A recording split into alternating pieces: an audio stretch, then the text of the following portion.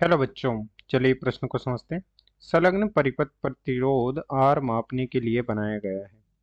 Ammeter का पाठ्यांक 2 ampere तथा वोल्ट मीटर का पाठ्यांक 120 वोल्ट है।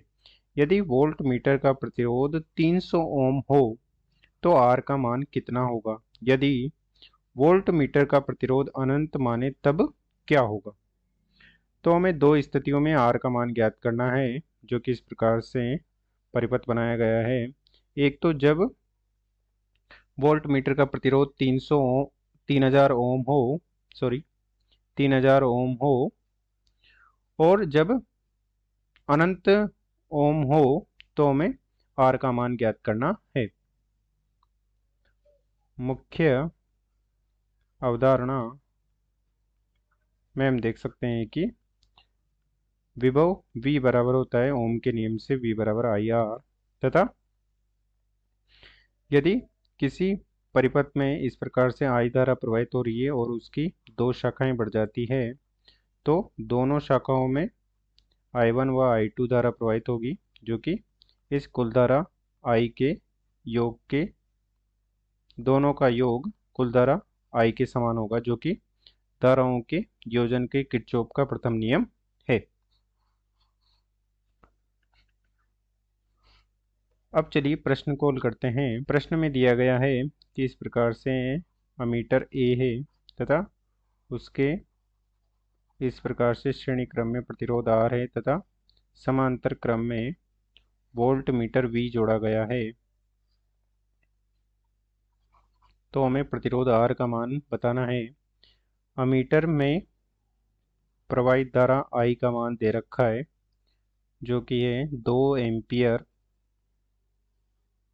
2 एम्पियर धारा, तथा इस वोल्ट मीटर में विभव का मान दे रखा है V बराबर 120 ओम, तथा इस वोल्ट मीटर के प्रतिरोध RV का मान दे रखा है 3000 ओम। तो इस प्रकार हम लिख सकते हैं V बराबर 120 तथा RV बराबर 3000 ओम। तो चूंकि हमें इस वोल्ट मीटर वाले प्रतिरोध में से के विभव तथा प्रतिरोध का मान ज्ञात है, तो इसमें से प्रवाहित धारा माना कि यदि आई वी हो तो हम इसका मान ज्ञात कर सकते हैं। तो आई वी बराबर हो जाएगा V बटे आर वी, जो कि हो जाएगा 120 बटे 3000, जो कि हो जाएगा 0.04 एम्पियर, अर्थात आई वी का मान हो गया 0.04 एम्पियर। और माना कि इस प्रतिरोध R में से प्रवाहित धारा IR हो, तो IR का मान हो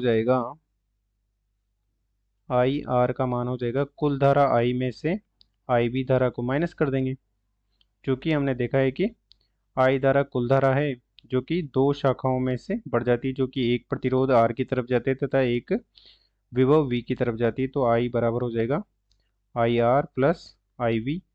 तो IR का मान निकाल लेंगे हम, जो कि हो जाएगा IR बराबर हो जाएगा 2 एम्पियर माइनस 0.04 एम्पियर, जो कि हो जाएगा 1.96 एम्पियर। IR का मान हो गया, अर्थात इस प्रतिरोध में से IR बराबर 1.96 एम्पियर धारा प्रवाहित हो रही है। और चूंकि प्रतिरोध R के वोल्ट मीटर के साथ समांतर क्रम में जुड़ा है, तो वोल्ट मीटर का पाठ्यांक जो कि 120 वोल्ट है वही इस प्रतिरोध R के सिरों पर विभव होगा। तो इस प्रतिरोध R के लिए हम लिख सकते हैं कि प्रतिरोध R के लिए आई आर बराबर हमें प्राप्त हो चुका है 1.96 एम्पियर हो जाएगा, तथा विभव का मान हो जाएगा 120 वोल्ट, जो कि वोल्ट मीटर के समांतर क्रम में है। तो हम प्रतिरोध R का मान ज्ञात कर सकते हैं, जो कि हो जाएगा V बटे आई आर, और ये हो जाएगा 120 बटे 1.96, जो कि हल करने पर हो जाएगा 61.22 ओम, जो कि जब R बराबर 3 वोल्ट मीटर का प्रतिरोध 3000 ओम है, तो उस स्थिति में हमें R का मान प्राप्त हुआ है, जो कि प्रश्न की पहली डिमांड है, या पहली स्थिति में हमें आर का मान प्राप्त हुआ है। तथा यदि दूसरी डिमांड है कि जब वोल्ट मीटर के सिरों पर विभव अनंत हो, अर्थात V बराबर अनंत हो, तो V बराबर अनंत होगा तो आई वी का मान, जो कि वोल्ट मीटर में प्रवाहित धारा है, वी वी बटा सॉरी वोल्ट मीटर के प्रतिरोध अनंत है, तो आर वी बराबर अनंत होगा। आर वी बराबर अनंत होगा, जो कि पहले 3000 ओम था। आर वी बराबर अनंत हो गए तो ये हो जाएगा आई वी बराबर आर वी, जो कि हो जाएगा 120 बटे अनंत। तो आई वी का मान हो जाएगा 0 एम्पियर, अर्थात आई वी वोल्ट मीटर में से कोई धारा प्रवाहित नहीं होगी, तो आई वी का मान 0 हो जाएगा। तो जितनी धारा आई आर होगी वही कुल धारा हो जाएगी, जो कि 2 एम्पियर के बराबर है, अर्थात प्रतिरोध आर में से भी 2 एम्पियर की मान की धारा प्रवाहित होगी। तो आई आर बराबर आई हो गया, जो कि 2 एम्पियर की धारा हो गई, तथा इसके प्रतिरोध आर के सिरों पर विभव, जो कि V बराबर 120 वोल्ट है, पहले के समान ही। तो हम इसके प्रतिरोध श्रेणी प्रतिरोध आर का मान ज्ञात कर सकते हैं, जो कि हो जाएगा V बटे आई आर, जो कि हो जाएगा 120 बटे 2, और ये हो जाएगा 60 ओम, अर्थात आर बराबर ये हो जाएगा 60 ओम, जो कि दूसरी स्थिति है जब वोल्ट मीटर का प्रतिरोध आर वी बराबर अनंत है।